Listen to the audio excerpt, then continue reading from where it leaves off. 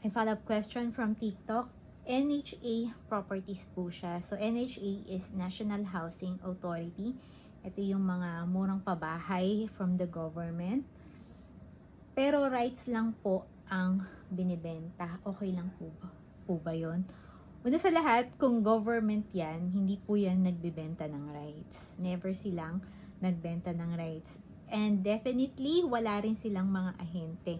Maski po ang Pag-ibig, kapag may mga nag-offer sa inyo ng mga pasalo, sasabihin nilang directly sa Pag-ibig yun. Ang Pag-ibig po ay walang ahente. Hindi sila kumukha ng mga agent. So, malamang, baka scammer yung kausap mo. Hindi po nagbebenta ang gobyerno ng rights lang. So, kapag narinig mo yung words na rights, agad yan. So, always talk to licensed professional para sure ka na hindi masasayang yung pera mo.